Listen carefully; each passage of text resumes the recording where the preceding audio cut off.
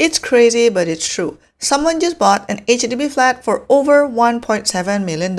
For the lucky seller, this is like winning a lottery, right? This record-breaking 5-room flat is located in Margaret Drive, which is within walking distance to Queenstown MRT. It is located on level 45, has a higher ceiling and a balcony. Not only that, in terms of age, this flat is only 3.5 years old, which means the lease left is still 96 something years. You might ask, hey, how come this flat is not subjected to the 5-year MOP? Well, it's because this was a surge flat, which is basically a replacement flat for Tanglin Halt, where the owners are allowed to sell their units after 7 years from registration or 5 years from the date of key collection, whichever earlier. And boy, the seller did not wait to sell. This transaction came as a bit of surprise because the previous highest HDB transaction was a 5-room flat located at City View, Henderson, and was transacted just over $1.5 million. So you would think that the next highest transaction would be around $1.6 million or so, but it jumped up even beyond $1.7 million.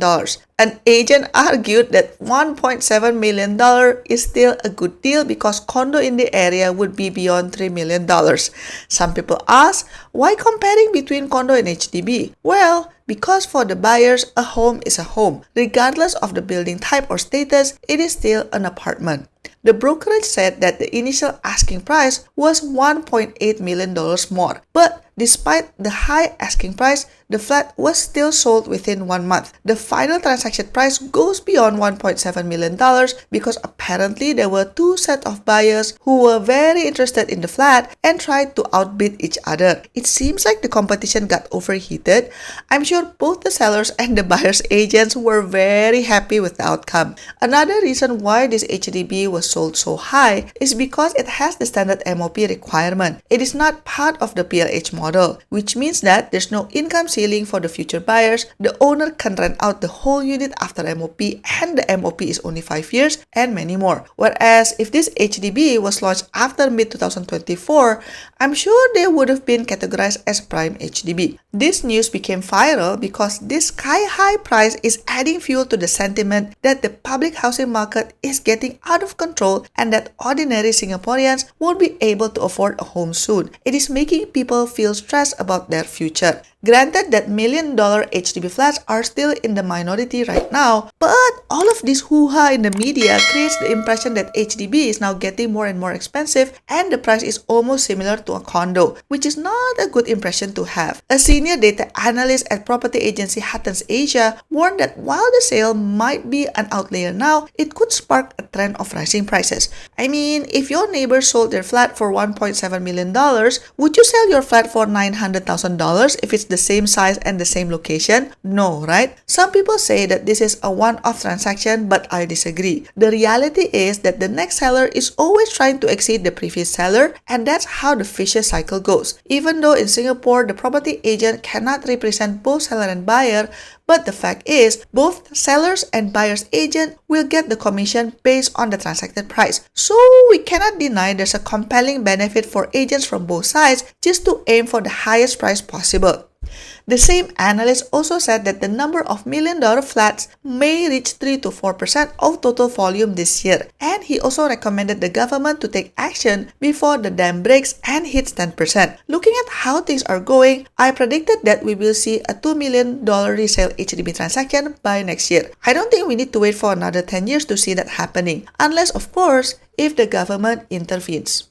What can the government do? Well, a lot. Let me share some ideas out of the box. Note that these are all just my personal opinion and speculation and not what the government will actually do. Number 1, the government might make HDB portal the only listing platform for HDB flats and it cannot be posted on other platforms. Why? Because in this platform, sellers or their agents won't be able to ask for an asking price higher than 10% versus the highest past transaction in the surrounding area. This ensures the price increase to be at a more subtle pace instead of a rally. I think the reason why the HDB portal hasn't really made a splash right now is because it is not the only platform the sellers can advertise in.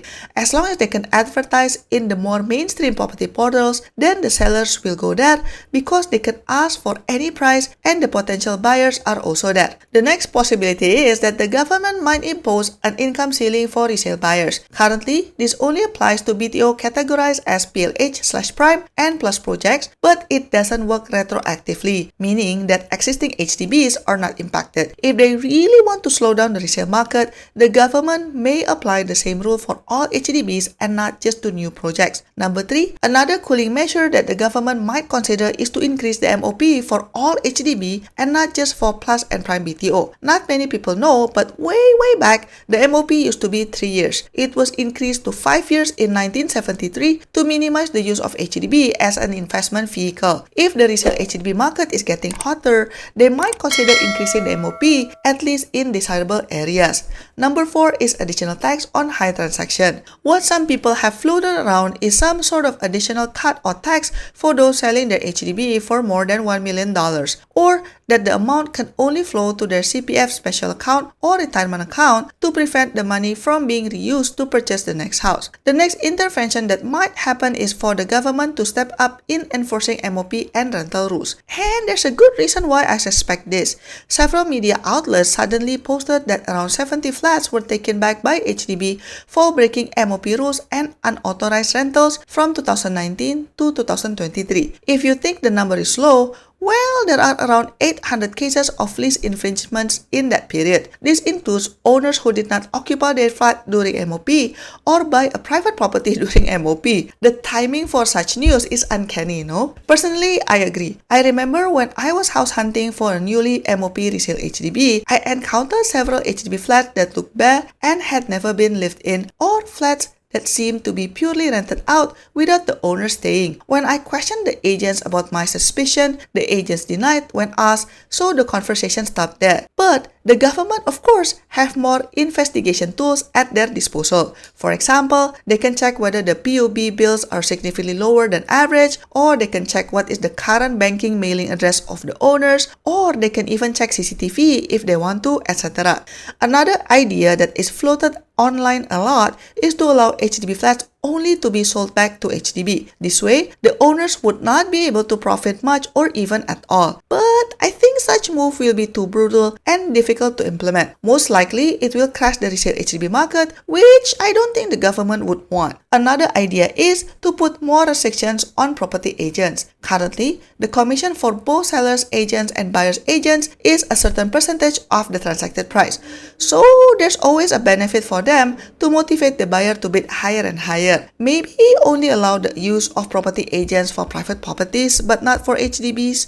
Or maybe put a cap on how much commission the agents can get, or buyer's agent commission should be based on how much is saved between the asking price and the transacted price, so they are motivated to help buyers to get a better deal and lower the actual price. Last but not least, I do think that it will be better for the government to work with the media to limit the coverage of million-dollar HDBs. Fact is one thing, but splashing it all over the news every time there's a record HDB transaction is really making the situation worse than it looks. And I think the real estate firm also should not be allowed to make a press release every time one of their agents breaks a record HDB price. If the public looked at the HDB site and saw the data, that's one thing. But really, putting it all over the news is really a different thing. So what do you think, guys? When do you think we will be able to see $2 million resale HDB transaction? Let me know in the comment section down below. Don't forget to like and subscribe, and I'll see you in my next video. Bye bye!